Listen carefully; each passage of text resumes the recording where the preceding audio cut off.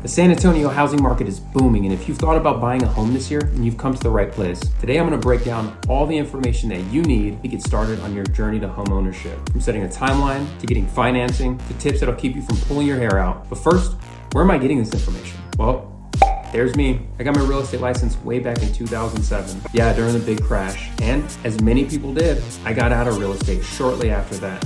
I needed something more secure, so I went into the United States Air Force. And for 13 years, my wife and I would become professional trial and errors. We bought and sold property and lost tens of thousands of dollars, picking the wrong homes and having amateurs manage our rentals.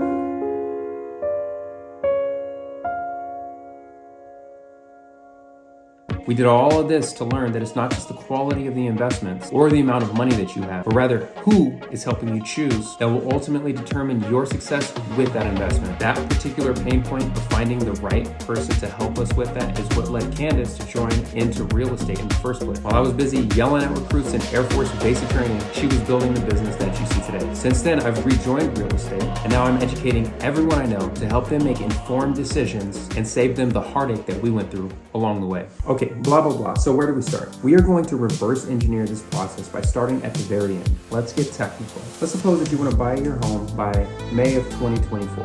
Because of the complexities of the closing process, most loan types take 30 to 45 days to close. If you're using any kind of down payment assistance, that can extend that timeline even further. But let's assume that you're using a conventional loan and we give it 30 days to close. You'll want to have an offer accepted between mid-March and the beginning of April. Right now, some areas of San Antonio are experiencing multiple offer situations, so you're going to want to start looking a few weeks before that. 2 weeks to a month prior to that, you're going to have your consultation meeting with your real estate agent. During this meeting, you're going to go over strategy, price, budget, and what they're going to do is they're going to set you up with the right people along the way. That includes your lender. There are many components of finding the right real estate agent.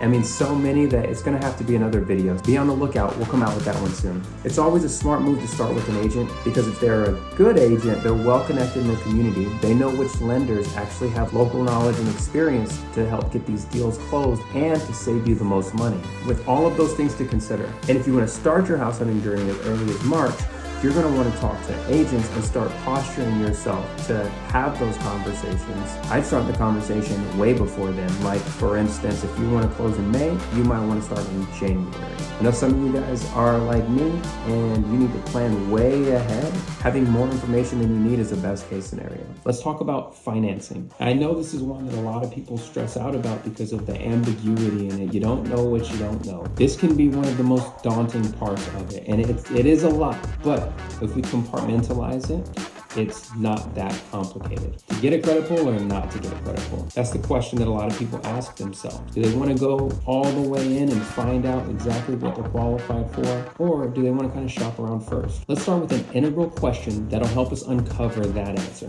What is the difference between a pre-approval and a pre-qualification? A mortgage pre-qualification can be a useful tool in estimating how much you can borrow, what those payments will look like, and just getting a general idea. A pre-approval, on the other hand, is valid for 60 to 90 days and is much more valuable. It means that the lender has checked the buyer's credit, verified assets, and confirmed employment to approve a specific loan amount. If you're like most people, you'll need to qualify for a loan. And getting a pre-approval with a local lender is your golden ticket to submitting strong offers that'll be accepted because they give the sellers the warm fuzzies. Some of the things that you'll need to prepare in order to get that pre-approval are going to be proof of income. This will be provided through W-2 statements, tax returns from the past 2 years, current pay stubs that show income, and any additional information that you can have, such as alimony, any documentation that shows that you're receiving any additional compensation. You'll also need to show the bank that you can cover the down payment, if there is one, by providing proof of assets. That means bank statements, any investment accounts that you have, all the documentation that can show or demonstrate that. Next, you'll need employment verification. The lender wants to make sure that you have a job that's solid, that you've had it for at least 2 years in most cases, because that's going to tell them the likelihood of you being able to continue to make your mortgage payment as time goes on. Of course, in getting a mortgage, you're going to have good credit. Maintaining good credit is crucial. Now, there's a lot of programs out there.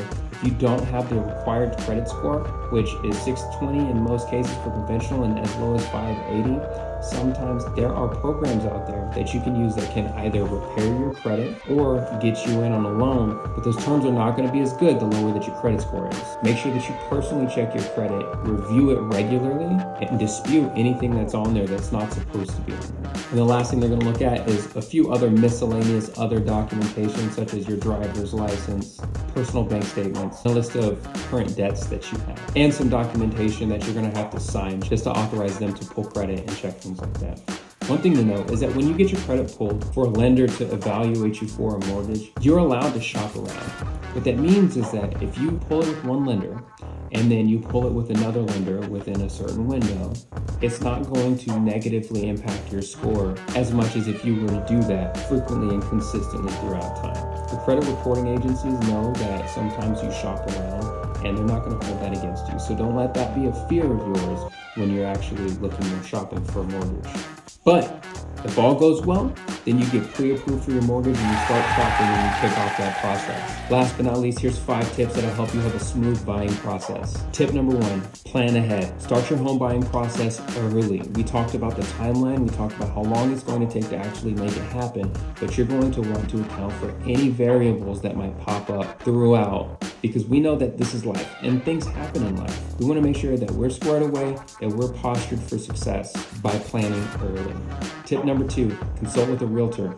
You don't want to go at this alone. And this is something that I see frequently. A lot of times people go to builders, new construction, and think that they don't need a realtor because they have a new construction rep there.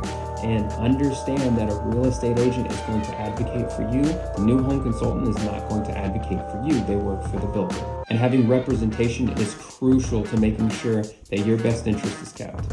Tip number 3, and we already talked about it, make sure that you get pre-approved. Oftentimes, especially when people are shopping on sites like Zillow or a realtor, they go check out homes, they want to go see it, but then they find themselves experiencing disappointment when their offers don't get accepted because they haven't actually gotten pre-approved. Or worse, they do get accepted and then they come to find out that what they thought was their financial situation actually isn't. It looks different and now they don't qualify for this house. Tip number 4, organize your documentation. If you have all of these things ready before you go talk to the lender, then you're not going to be scrambling trying to put all the pieces together in time for you to go make this offer on this house. Like I said, planning ahead can make for a much smoother transaction. Tip number 5, stay informed. If you don't have somebody that's feeding you information or educating you on the status of the market, or you have no idea where mortgage rates are at, what's happening, then you're ultimately playing a guessing game. So if you don't have a real estate advisor, check the link in the comments and we can absolutely connect and I can help keep you informed. So follow channels like mine so that way you can continue to get information, so that way you can be armed and dangerous when the time comes for you to go buy your house. All in all, embarking on the journey of home ownership can be both exciting and challenging. By starting early, consulting with an experienced professional, securing your pre-approval, and organizing your documentation, you will be well prepared to navigate this process with confidence. Remember, our goal is to empower you with the knowledge to make educated and guided decisions and ultimately achieve your dream of homeownership in this thriving market. Stay tuned for more valuable insights and tips as you embark on this exciting adventure. Happy house hunting.